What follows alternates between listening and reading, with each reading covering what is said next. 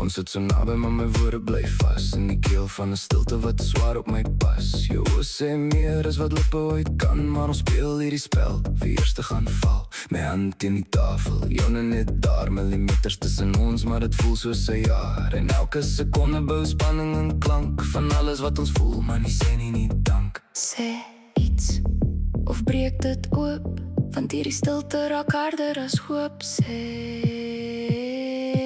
iets. Is te stil tussen ons, maar het skok soos donder.